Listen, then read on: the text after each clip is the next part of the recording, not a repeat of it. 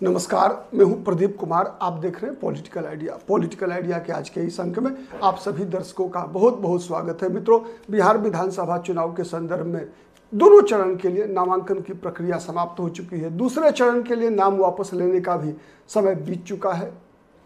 दूसरे चरण के लिए आप कह सकते हैं कि अभी नाम वापस लेने का समय है। वर्तमान जो परिस्थिति दिख रही है उसमें लगभग 11 से 12 सीटों पर 11 या 12 सीटों पर महागठबंधन के दल आपस में ही टकरा रहे हैं। लेकिन ये जो दल टकरा रहे हैं उसमें एक कोण, सबसे बड़ा कोण कांग्रेस पार्टी है। और इसके बीच जो कारण है, जहां कहीं भी कांग्रेस के उम्मीदवारों से सीपीआई और सीपीएम के उम्मीदवार टकरा रहे हैं, उसके पीछे भी कहीं ना कहीं देखेंगे तो मुख्य भूमिका तेजस्वी यादव की है। ये लड़ाई दरअसल महागठबंधन के अंदर जो है ये लड़ाई पैदा की गई लड़ाई है। ये लड़ाई कोई स्वाभाविक लड़ाई नहीं है। और इस लड़ाई का जो उद्देश्य है वो दोनों तरफ से देख लीजिए। दोनों तरफ से जो एक तरह से सा और मात का खेल चल रहा है, चाहे वो राहुल गांधी की तरफ से हो, चाहे तेजस्वी यादव की तरफ से हो, ये वर्तमान से ज़्यादा भविष्य की राजनीति के लिए संकेत है। मैं अगर जो कोई भी पॉलिटिकल आइडिया के मंच पर लगभग 6 महीने से जुड़े हुए हैं उनको पता होगा, मैंने कई बार इस बात की संभावना व्यक्त किया था और मैंने शायद कुछ हद तक दावा भी किया था। और ये दावा और संभावना इसलिए नहीं कि मैं कांग्रेस को जानता हूं, इसलिए कि मैंने राजनीति को लगभग 85 से लेकर राजनीति को नज़दीक से देखा है। तो उस तरीके से जब कोई भी दल अपनी भविष्य की योजनाओं के लिए और वर्तमान में कुछ काम करता है तो उन हर टुकड़ों को जोड़कर मैंने जो स्वरूप गढ़ने का प्रयास किया था, तो उसका संकेत जो निकल कर आ रहा था लगभग वैसा ही परिणाम अभी दिख रहा है। आपको याद होगा मैंने कई बार कहा था कि कांग्रेस पार्टी इस बिहार विधानसभा चुनाव को, मतलब बिहार में चुनाव सरकार बनाने के लिए नहीं लड़ रही है। मैंने कहा था, आपको याद होगा, और जो बाद में जुड़े हैं मुझसे वो लोग पिछला वीडियो देख सकते हैं। मैंने कहा था कि कांग्रेस पार्टी, राहुल गांधी 2029 लोकसभा चुनाव की तैयारी कर रहे हैं और बिहार का विधानसभा चुनाव उनके लिए ये प्रयोगशाला है। अगर ये प्रयोग सफल हुआ तो 2029 में भी नरेंद्र मोदी के खिलाफ जो एक गोलबंदी होना है वो प्रयोग सफल होगा राहुल गांधी का। अगर बिहार में प्रयोग असफल हो गया तो फिर एक और चुनाव कह सकते हैं आप, राहुल गांधी पीछे रहेंगे मोदी की तुलना में। क्यों? उसके कुछ कारण थे, कुछ संकेत निकल कर आ रहे थे। आप देखिए, आप केवल लोकसभा में मैंने कहा था कि राहुल गांधी के लीडर ऑफ ओपोजिशन बनने के बाद से ही राहुल गांधी के अप्रोच में एक अलग प्रकार का परिवर्तन आपको दिखा होगा। और उस परिवर्तन का संकेत यही था कि बिहार में अगर कांग्रेस पार्टी आगे बढ़ना चाहती है, अगर कांग्रेस पार्टी चाहती है कि नरेंद्र मोदी को सामने से टक्कर दे सके, मुकाबला कर सके, तो कांग्रेस को मजबूत होना होगा। ठीक है। और इस बात की चर्चा मैंने कई बार कहा। मैंने ये नहीं कहा कि उस कारण से सरकार बिहार में बनेगी कि नहीं बनेगी, वो सेकेंडरी है। सरकार बनने की आज भी सबसे बेहतर पोजीशन में तेजस्वी यादव है। अगर तेजस्वी यादव सही तरीके से इसको कोऑर्डिनेट करने का प्रयास करे तो। लेकिन तेजस्वी यादव की भी मजबूरी इस तरह की है कि तेजस्वी यादव भी राहुल गांधी से अब डर गए हैं अनिश्चितता के कारण। इसलिए तेजस्वी यादव भी अपनी जमीन खोना नहीं चाहते और कांग्रेस खोई जमीन पाना चाहती है। तो लड़ाई इसकी है।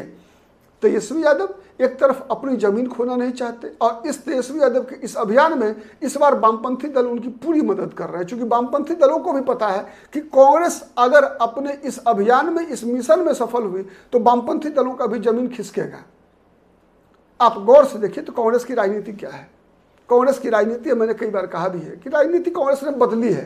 पहले कांग्रेस देश भर के अंदर सवर्ण को सबसे आगे रखा करती थी, मतलब सवर्ण नेतृत्व के अंदर में ही कांग्रेस पार्टी संचालित होती रही। आज से नहीं, आज़ादी से पहले से 1885 में कांग्रेस की स्थापना होती है एओ ह्यूम के द्वारा। उसके बाद अगर आप देखें गौर से तो कांग्रेस की राजनीति के केंद्र में अगर कई अंग्रेज भी अध्यक्ष बने कांग्रेस के, मतलब अध्यक्ष बनना मतलब कांग्रेस का नेतृत्व किया।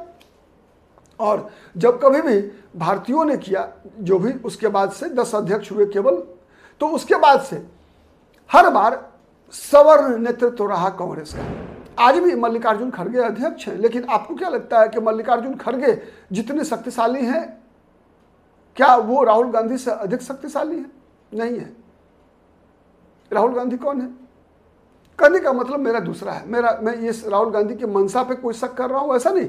मैं राहुल गांधी जिस रास्ते पर आगे बढ़ रहे हैं उस रास्तों को समझने का प्रयास कर रहा हूँ। ना मुझे राहुल गांधी से दोस्ती है, ना राहुल गांधी से दुश्मनी है, ना तेजस्वी यादव से दोस्ती है, ना तेजस्वी यादव से दुश्मनी है, ना नरेंद्र मोदी से दोस्ती है, नरेंद्र मोदी से दुश्मनी है।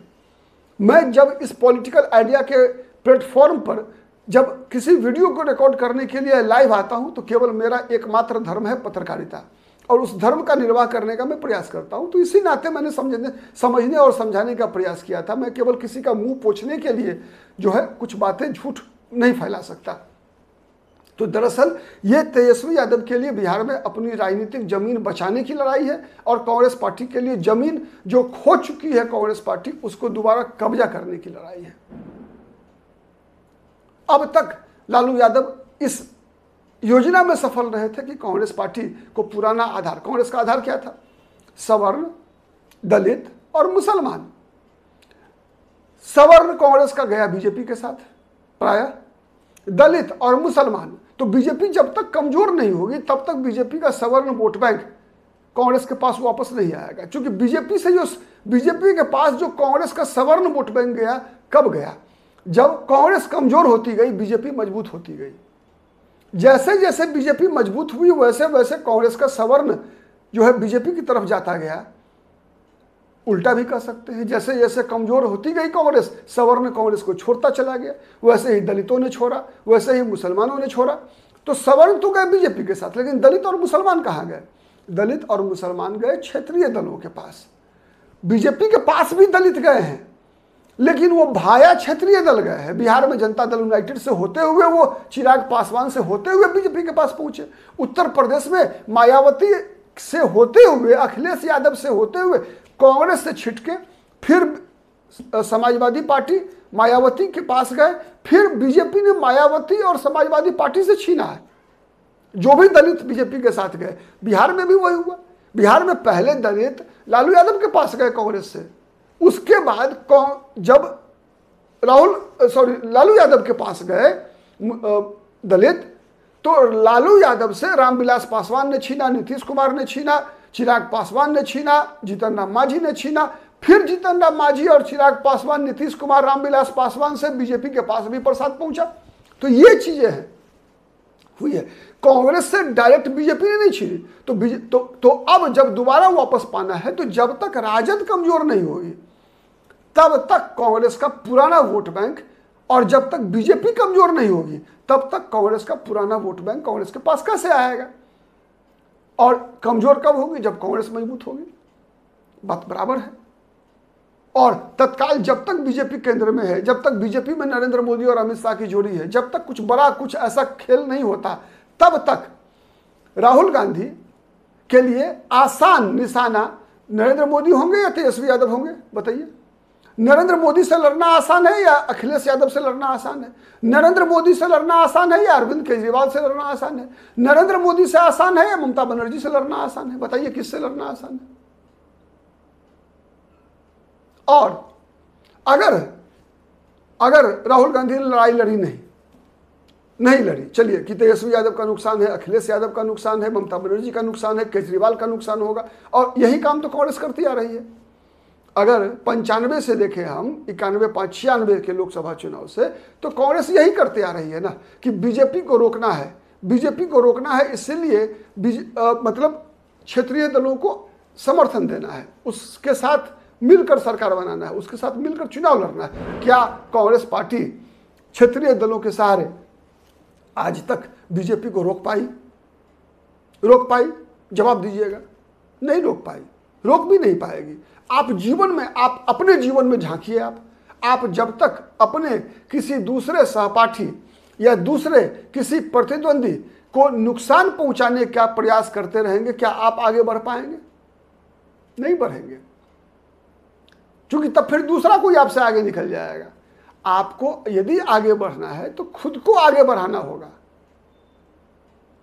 तो शायद मुझे लगा ऐसा कई बार इस चुनाव में, जनवरी से ही मैं देख रहा हूं राहुल गांधी के बिहार में एक्टिविटी को। ना मैं कांग्रेस समर्थक हूं, ना मैं बीजेपी समर्थक हूं, पॉलिटिकल आइडिया के मंच पर, ठीक है।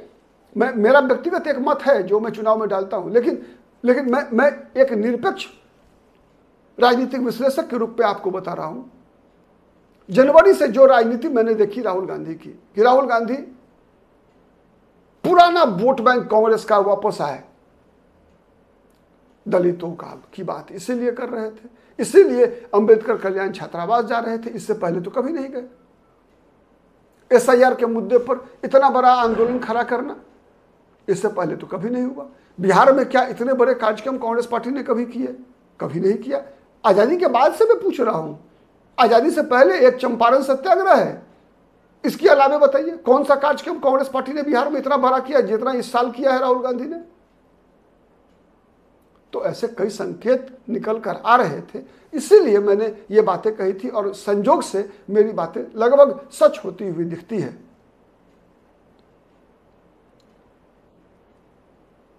तो जो लड़ाई है, मैं आज फिर दोहरा रहा हूं एक बार, कि लड़ाई वर्तमान में विधानसभा चुनाव जीतने के लिए नहीं है। आज भी मैं बताऊं, जीतना बहुत आसान है बिहार में। जिस प्रकार की परिस्थिति है नीतीश कुमार की, आप अनुमान लगे, जो नीतीश कुमार इतने ताव में रहा करते थे, बाप के घर से पैसा लाएगा, होटवार जेल से पैसा लाएगा, आज नीतीश कुमार ने बिहार का खजाना खोल दिया है ना वोट खरीदने के लिए। क्यों? इसलिए कि नीतीश कुमार की लोकप्रियता में जो गिरावट है, उसके कारण तेजस्वी यादव को लाभ मिलता हुआ दिख रहा है। लेकिन अगर तेजस्वी यादव इसका लाभ नहीं उठा पाएंगे तो इसका मतलब गलती तेजस्वी यादव की होगी। और राहुल गांधी को यदि नरेंद्र मोदी को चुनौती देना है तो दूसरा कोई विकल्प नहीं है। अगर नहीं तो फिर अगर कांग्रेस पार्टी मान लीजिए 100 के आंकड़े के आसपास ही सीटें जीतती रही लोकसभा में, ठीक है, तो बताइए अगर विपक्ष कभी जीता भी तो क्या कांग्रेस पार्टी के राहुल गांधी कभी प्रधानमंत्री बन पाएंगे? अगर 100 के नीचे रहा आंकड़ा तो नहीं। तब कोई ममता बनर्जी, कोई अरविंद केजरीवाल, कोई भी निकल कर आ सकता है। और फिर 6 महीने साल भर में वही इंद्र कुमार गुजराल, देवगौड़ा, बीपी सिंह, चंद्रशेखर, मोरारजी देसाई, चरण सिंह वाला हाल होगा। हर साल चुनाव हुआ था ना, 96 में हुआ लोकसभा चुनाव, 98 में हुआ लोकसभा चुनाव, 99 में हुआ, 3 साल के अंदर 3 लोकसभा चुनाव। तो इसीलिए अगर नरेंद्र मोदी को चुनौती मिलेगी तो राहुल गांधी से मिलेगी, कांग्रेस पार्टी से मिलेगी। और कांग्रेस अगर 2029 में मोदी को चुनौती देना चाहती है तो कांग्रेस के पास कोई विकल्प नहीं है, लड़ना पड़ेगा। कहावत है, to gain something you have to take some risk. आप बिना रिस्क के आप कैसे गेन करेंगे भाई? आपको सीखना चाहिए बीजेपी के लोगों से। देखिए गुजरात का पूरा मंत्रिमंडल बदल देती है बीजेपी एक दिन में, पूरा का पूरा मंत्रिमंडल बदल देता है। तो ये चीजें हैं। तो जब तक आप साहसिक फैसले नहीं करेंगे तब तक आपका पुनरुद्धार नहीं हो सकता। तो दरअसल ये मामला सीट का नहीं है, स्थानीय नहीं है, ये भविष्य की राजनीति का मामला है। एक जमीन अपना बचाए रखना चाहता है, दूसरा अपनी खोई हुई जमीन को वापस लाना चाहता है। और यही बात मैं लगातार कहता रहा हूं। इसमें कौन कितना सफल होता है आने वाला चुनाव का परिणाम बताएगा, 14 नवंबर बताएगा। आज के लिए इतना ही, नमस्कार।